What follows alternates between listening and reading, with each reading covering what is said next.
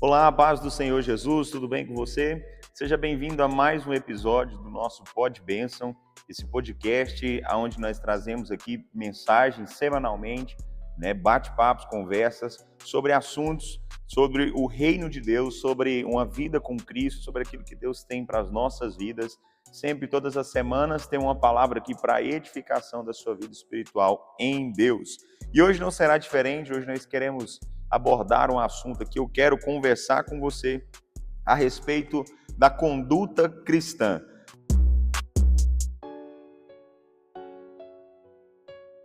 Qual deve ser a conduta de um cristão nos nossos dias? Há diferença de quem vive no mundo? Há uma diferença do ímpio? Eu posso me comportar e agir como o ímpio se comporta e como o ímpio age? A diferença é que eu sou cristão? Ou existe uma conduta diferenciada que eu preciso seguir, que eu preciso obedecer segundo a palavra de Deus? É o que nós vamos ver nessa noite. Seja muito bem-vindo a esse episódio. Estamos aqui hoje já à noite gravando, mas independente do horário que você for assistir a essa live, que Deus te abençoe aí onde você estiver. O texto base que eu quero usar aqui hoje é Lucas capítulo 9, do versículo 23 a seguir, quando Jesus ele fala aos seus discípulos a respeito de como deve ser a conduta cristã, como deve ser o modo, o estilo de vida de todo cristão.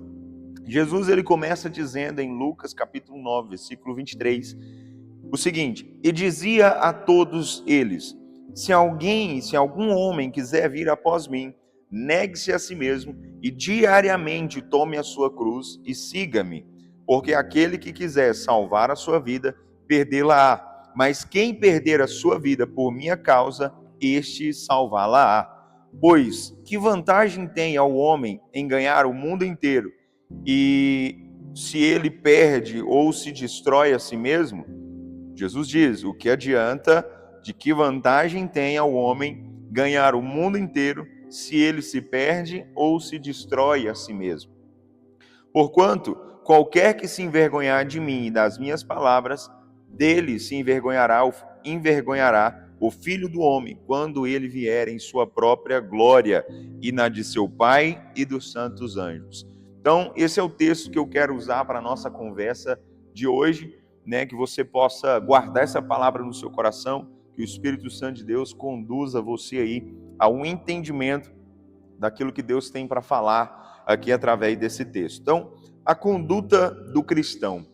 Desde o Antigo Testamento, desde a criação do mundo, Deus procura alinhar a humanidade ao propósito inicial. Nós vemos ali no Jardim do Éden que Deus ele cria, em Gênesis capítulo 1, no versículo 26, Deus fala, façamos o homem a nossa imagem, conforme a nossa semelhança, Ele tem essa conversa ali no céu, ele faz essa declaração em Gênesis 1, no versículo 26, a seguir nós vemos isso. Daí então Deus cria o homem, Adão e Eva. Só que por causa do pecado, que entrou no mundo, através ali do primeiro Adão, nós vemos que a humanidade então se corrompeu, até chegar aos dias de Noé. E Noé, aqui em Gênesis capítulo 6, nós vamos ver que Noé ele chamou a atenção de Deus, porque ele vivia na contramão daquilo que o mundo vivia, daquilo que as pessoas se diziam o normal. Noé então começou a andar na contramão daquilo que todo o restante da humanidade andava, todo o restante que a humanidade vivia. E isso chamou a atenção de Deus para ele, para a sua casa. Gênesis capítulo 6, no versículo 8 diz: mas Noé encontrou graça aos olhos do Senhor. O versículo 9, estas são as gerações de Noé. E Noé foi um homem justo e perfeito nas suas gerações, e Noé andava com Deus. Antes, vamos voltar a alguns versículos para você entender o diferencial, dessa postura, dessa conduta de vida de Noé. Aqui no versículo 6 fala que arrependeu-se o Senhor de haver feito o homem na terra, e isto o afligia em seu coração. E o Senhor disse: eu destruirei o homem a quem criei da face da terra, Por que que Deus iria destruir? Porque o verso 5 diz que Deus viu que a maldade do homem era grande na terra. Então, vendo a maldade da humanidade naquele tempo, Deus olha e vê, e a Bíblia fala que Noé encontra graça aos olhos de Deus. E então a Bíblia fala o porquê, né, que Noé chama a atenção de Deus, porque Noé foi um homem justo e perfeito nas suas gerações. Ele andava com Deus. Então, desde o início, Deus ele procura homens, mulheres que andem com ele, que escolhem andar e viver na contramão daquilo que para o mundo é comum, daquilo que para o mundo está tudo ok, mas se está ok para o mundo, se não constrange o mundo, se não confronta o pecado, então quer dizer que eu não estou alinhado com o plano de Deus para a minha vida. Quer dizer então que eu não estou me posicionando, eu não estou numa conduta na qual eu deveria ter. Jesus ele nos explica, né, que quem quer ir após ele, Jesus diz, quem quiser acompanhá-lo precisa negar a si mesmo e diariamente tomar a cruz, para então poder segui-lo. Não dá para eu viver, eu dizer que eu sou cristão e continuar minha vida de qualquer forma, vivendo como o ímpio lá fora vive, como aquelas pessoas que não são cristãs vivem. Eu preciso ter uma conduta diferente. Eu preciso me posicionar como um servo de Deus. Eu preciso me posicionar todos os dias, diariamente, é o que a Bíblia fala, tomar a cruz e seguir Cristo, seguir o propósito que ele tem para a minha vida. E Jesus ele continua dizendo, porque aquele que quiser salvar a sua vida, esse perdê-la-á. Mas quem perder a sua vida por minha causa, este salvá-la-á. Essa é a vontade de Deus para as nossas vidas e é a conduta que todo cristão precisa seguir e entender no seu coração, que é sobre uma vida de renúncia, uma vida de propósito no Senhor. Não é sobre querer parecer com o mundo, mas eu preciso parecer com Cristo, eu preciso buscar viver a palavra que ele tem para a minha vida. E Jesus continua dizendo, no versículo 26, porquanto qualquer que se envergonhar de mim, das minhas palavras, dele se envergonhará o Filho do Homem, quando ele vier em sua própria glória, e na de seu Pai e dos santos anjos. Então, Jesus ele começa dizendo que para eu ter uma postura de cristão, para eu ter um posicionamento, uma conduta cristã, eu preciso entender que eu começo com a vida de renúncia. Eu preciso negar a mim mesmo e eu preciso então tomar a minha cruz, ou seja, responsabilidades. Eu preciso absorver a palavra de Deus para a minha vida todos os dias e viver diariamente nesse caminho que é me proposto. Depois Jesus ele fala que se nós quisermos salvar a nossa vida, precisamos perdê-la no sentido de abrir mão das minhas vontades, abrir mão dos meus desejos, né? Não enxergar o mundo como o ímpio enxerga, mas enxergar de uma ótica da palavra de Deus, daquilo que o Senhor tem para fazer na minha vida e através de mim, porque o evangelho ele não é só sobre eu ser salvo, é sobre eu entender que estou salvo, na condição de salvo, e que eu preciso ajudar a ser canal de Deus para salvar outras pessoas. Paulo ele escreve aos Coríntios, né, que nós somos novas criaturas, as coisas velhas já passaram, e Deus agora ele nos faz embaixadores do reino. É como se Deus falasse e exortasse através de nós. Então nós precisamos entender que perder a nossa vida aqui nessa terra para ganhar com Deus, para salvar a nossa vida. Perder, tirar como prioridade os meus sonhos e projetos e priorizar aquilo que o Senhor sonha para mim, aquilo que o Senhor tem projetado para mim. E ele continua no versículo 26, qualquer que se envergonhar de mim e das minhas palavras, dele se envergonhará o Filho do Homem, quando ele vier em sua própria glória e na de seu Pai com os anjos. Então, eu tenho que ter uma conduta que revele para o mundo que eu sou cristão. Nós não podemos querer ser pessoas, né, e viver como se fosse um agente secreto. Eu sou cristão, mas enquanto eu estou no meio dos ímpios, eu vou me amoldar àquela cultura, eu vou me amoldar àquele linguajar, àquela vestimenta, eu vou estar lá, mas como um agente secreto. Não, eu não posso me envergonhar de declarar Jesus para as pessoas, não só através da minha fala, mas através da minha vestimenta, através do meu círculo social. Isso tudo se diz respeito à conduta cristã, né? A conduta cristã, quando a gente fala sobre isso, não é só sobre você ir a uma igreja, não é só sobre você ser honesto com as suas contas, com as suas responsabilidades, não. É sobre você entender uma cultura do reino que precisa ser estabelecida no lugar onde você está inserido, né? E isso é sobre você ser diferente no seu falar, no seu andar, no seu pronunciamento, né? Nas suas vestimentas. Tudo isso inclui conduta cristã, né? Negue-se a si mesmo, tome a sua cruz diariamente e siga-o.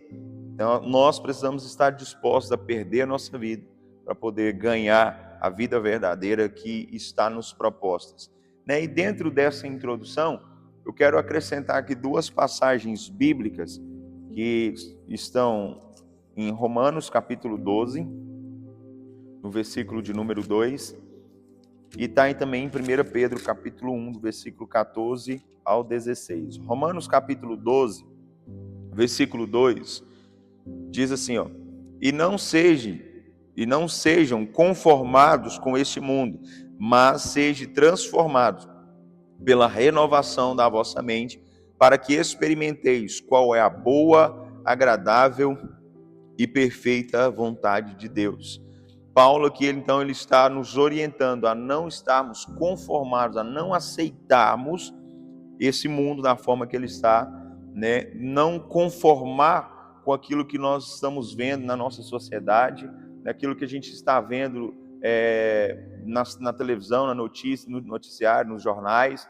Não aceitar isso que o mundo está querendo colocar contra nós, impor sobre a igreja, né? Muitas igrejas hoje, né, às vezes têm aceitado com que o mundo venha ditar as regras dentro das igrejas. E nós não podemos aceitar isso. Nós precisamos influenciar, nós precisamos tomar lugares e nos posicionar como servos de Deus para que o reino de Deus se estabeleça nesses ambientes. Nós não podemos aceitar. Muita gente fala assim, não adianta nós termos candidatos na política, porque a política no Brasil já está assim, a política no Brasil já está corrompida, então não adianta. Não. Jesus, a palavra de Deus fala, não vos conformeis com este mundo. Isso diz respeito à conduta cristã. Não nos conformar com aquilo que o mundo quer impor sobre a igreja.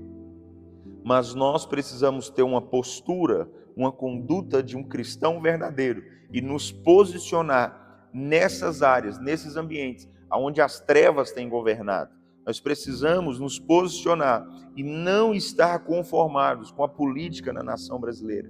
Eu preciso me posicionar e não estar conformado, não aceitar, não compactuar com os erros que estão acontecendo dentro da política. Eu não posso aceitar a situação que está, o abuso contra mulheres, a exploração sexual. Eu não posso me conformar com essas circunstâncias. Eu não posso aceitar a situação que está, a educação nessa nação. Eu não posso aceitar e me conformar como está a saúde, as artes. Eu não posso aceitar, porque Paulo ele está falando, não sejam conformados com esse mundo, mas sejam transformados pela renovação da vossa mente. Tem gente que vive aquilo que o mundo está impondo. O mundo fala que vai vir crises e a pessoa ela já se desespera e já então já para tudo que está fazendo para se preparar para aquela crise. Mas nós, como servo de Deus, nós não podemos aceitar com que a nossa vida seja baseada, pautada nessas pautas mundanas, mas nós precisamos ter a nossa mentalidade transformada para que então nós possamos experimentar da boa, agradável e perfeita vontade de Deus para as nossas vidas.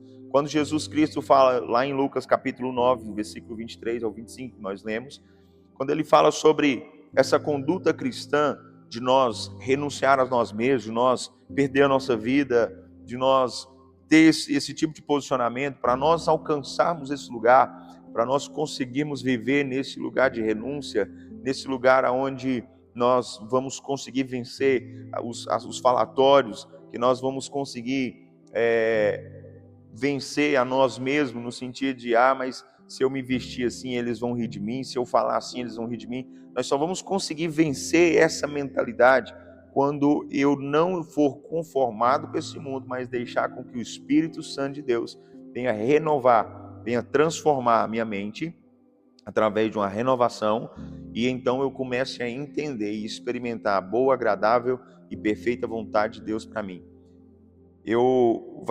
Cada vez vai fazer mais sentido ainda eu renunciar a mim mesmo.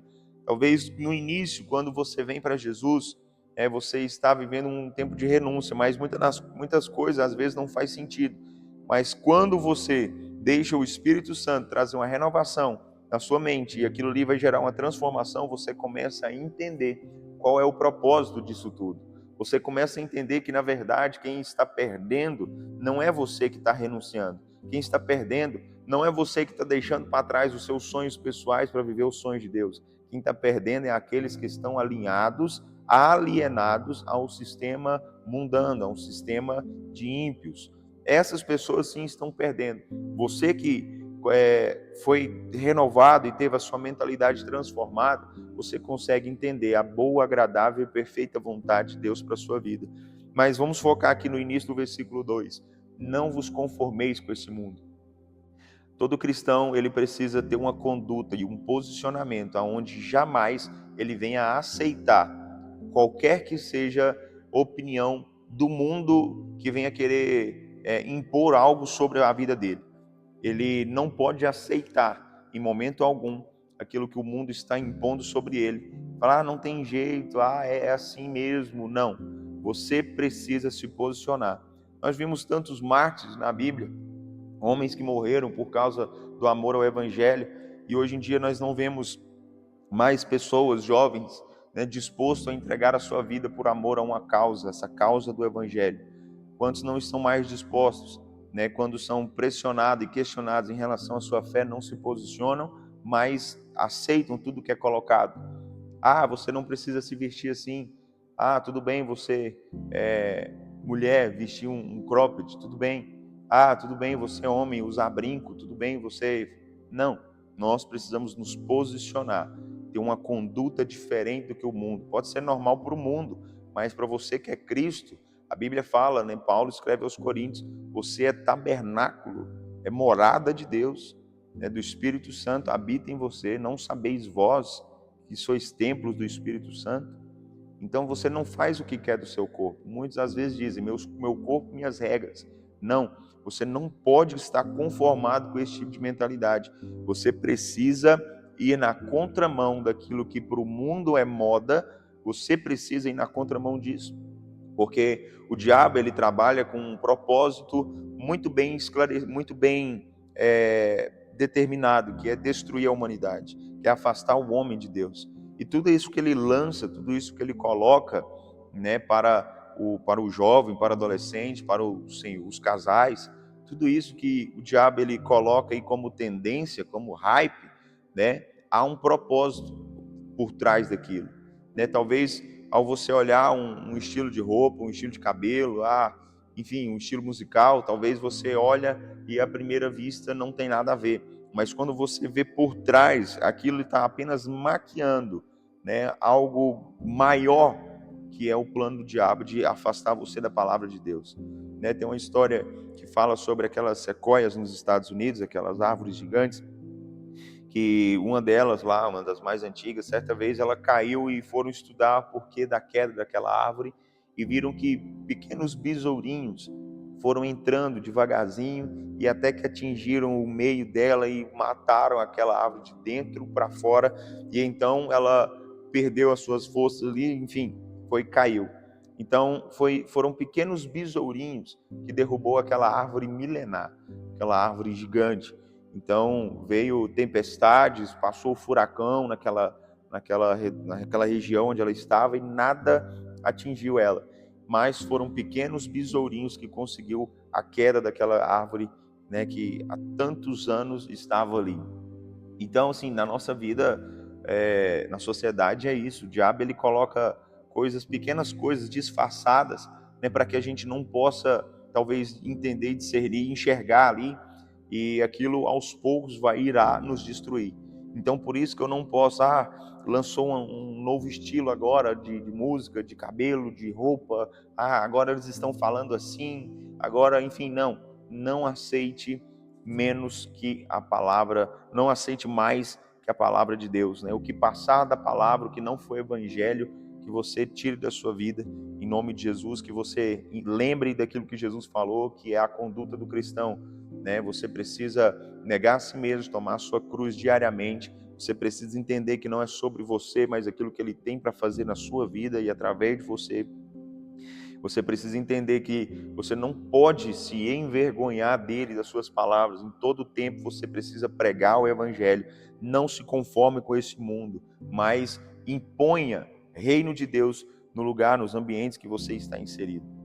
E o outro texto de 1 Pedro, capítulo 1, no versículo 14 e 15, vai dizer o seguinte: como filhos obedientes, não vos amoldando às vontades anteriores de vossa ignorância.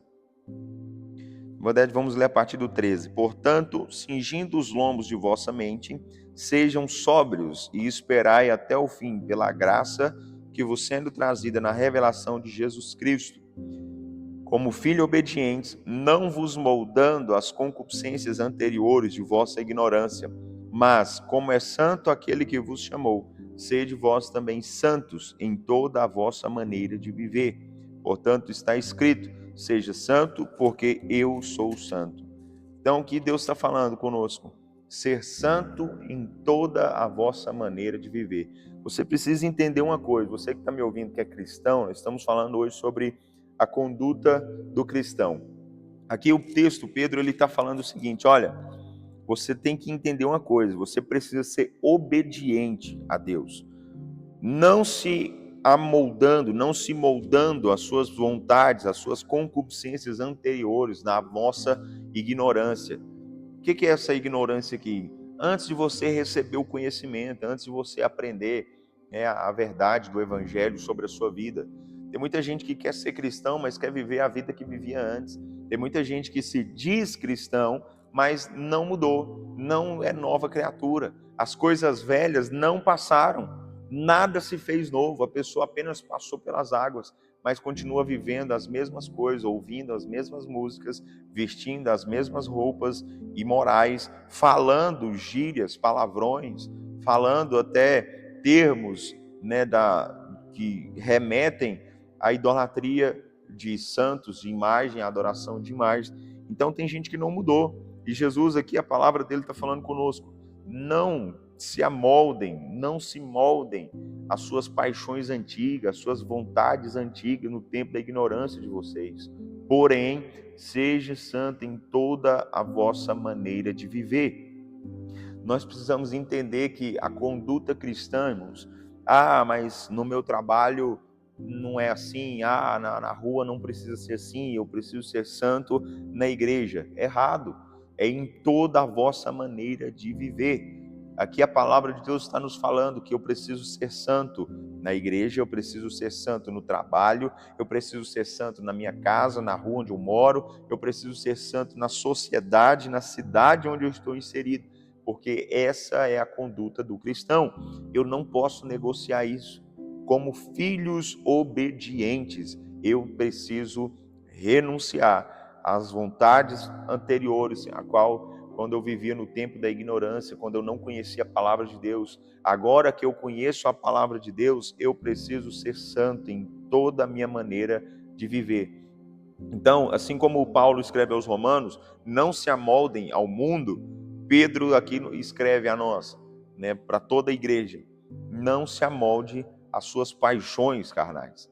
Da mesma forma que eu não posso ter o mundo como referência para a minha vida cristã, para a minha conduta cristã, para o meu comportamento, para o meu agir como cristão, eu também não posso olhar para o velho homem, para o velho Alisson, para poder me posicionar. Eu preciso olhar para a palavra. Romanos 12:2 fala que eu não posso me amoldar ao mundo, eu não posso concordar com o mundo, conformar com esse mundo, mas ser renovado pela transformação da minha mente através do Espírito Santo. Pedro, ele fala que eu não posso me amoldar ao velho homem, mas eu preciso ser santo como o Senhor é santo. Então, nos dois textos, nós vemos aqui Deus falando conosco. Não é sobre o mundo, não é sobre você, é sobre o que eu tenho liberado para a sua vida, que é a minha palavra. De Gênesis a Apocalipse, nós encontramos direcionamento para nossas vidas como cristão. É aqui que eu vou aprender como que eu devo me posicionar em toda e qualquer área aonde eu esteja inserido na sociedade. Então, essa precisa ser a conduta do cristão. E Pedro, porque quando a gente fala sobre isso, muitas pessoas entendem que somos radicais. Essa palavra que eu estou liberando sobre a sua vida hoje, às vezes é colocado como radicalismo, né? Nós não podemos, não é assim, não é, enfim, não tem meio termo, ou é ou não é. Não tem como eu querer ser cristão, mas parecer com o mundo para atrair pessoas. Ah, mas se eu for duro demais, eu não atraio os jovens. Se eu for duro demais, eu não atraio adolescentes, eu não vou atrair as crianças, eu não vou atrair os casais, não importa. Eu não tenho que atrair pessoas a mim, eu tenho que atrair pessoas a Cristo.